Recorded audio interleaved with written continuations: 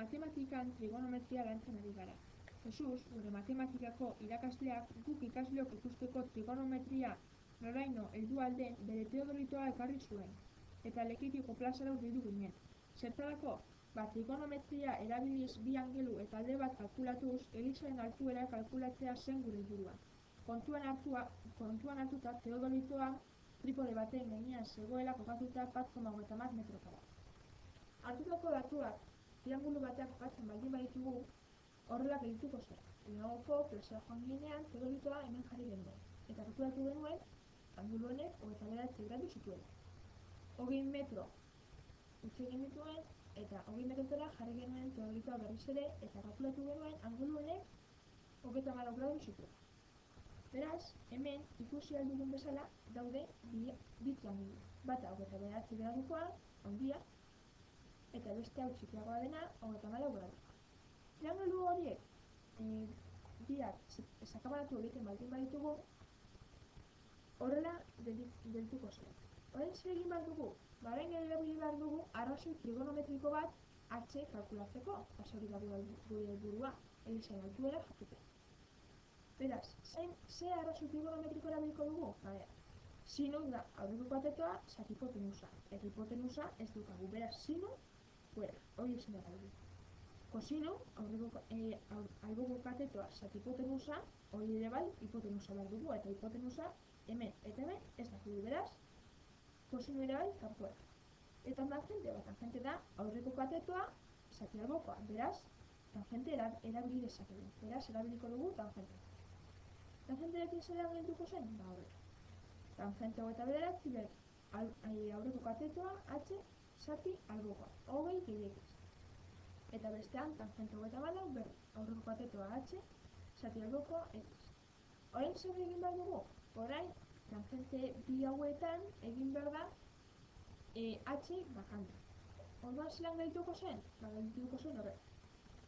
20 gehiagiz pasatu behar da ona bidekatzen, hemen zatitzen dagoelako, eta orduan kontrakoa bidekatzen. Eta horra bakanduko genuke x, eta hemen berri. Orduan geldituko zen h berdin, parentesis, 20 gehiagiz tangente 29. Eta beste honetan, h berdin, x, tangente 34. Honekin zer egin behar dugu? Honekin egin behar dugu berdinketa bat. Eta geldituko zen horrela. Parentesi, 20 gehiagiz, tangente 29, berdin, x tangente 34. Orain zer egin behar dugu? Egin behar dugu parentesiak askatu, eta geldituko zen horrela. Eta zer lan geldituko zen? Geldituko zen. 20 tangente 29, gehi x tangente 29, berdin, x tangente 34. Orain zer egin behar dugu? Letra zatia alde batera pasa. Hori zelan geldituko zen? Geldituko zen horrela. 20 tangente 29 berdin, x hau berdinatzen da, x tangente 34, eta beste hau pasatzen da, ona, hemen giltzen badago, baketzen. Den, x tangente 29. Orain zer izango zen hurrengo pausua? Hurrengo pausua izango zen, hemen aldean x-a bakantzen. Zelan? Horrela geldituko zen, baina ea. 20 tangente 29 berdin, x-a bakarrik bakantzen da. Tangente ez, tangente 34 eta tangente 29, tangente eta graduak batera doazelako.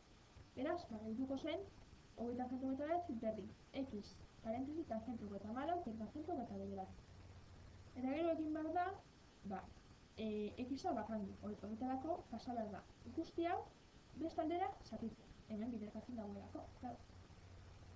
Orduan geldituko zen, x berdin, 20 tangente 29 gradu, zati tangente 34 gradu, tangente 29. Hau kalkuladorekin kalkulatu nahi baldin badugu egin behar da. 20 tangente 29 gradu, zati parentesi bat zabaldu, tangente 34, tangente 29. Parentesi zerratu, berdin, 92,2 eta ematen du, eta nik borobildu egiten du. Nik sortu dut hemen errore bat.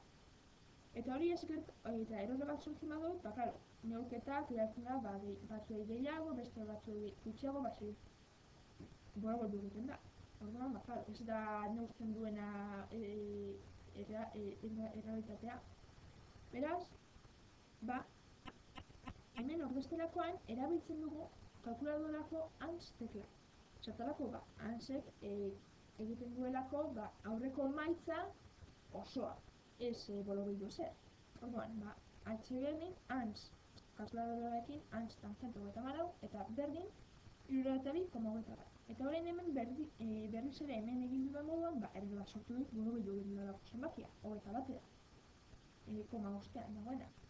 Orduan, elizaren altuera kalkulatzeko orain egin behar denez tripodearen altuera gehitu, hau da H hemendik ona dagoena, baina claro, tripodea hemen imaginatuko dugu dagoela ez lurrea ikutzen, tripodearen gainean dagoen neurketa dela. Orduan, elizaren altuera izango da ANS aurreko emaitza hemen eman duena gehi 1,30 berdin 63,51 metro dituela eliza kalkulatu dezakegu.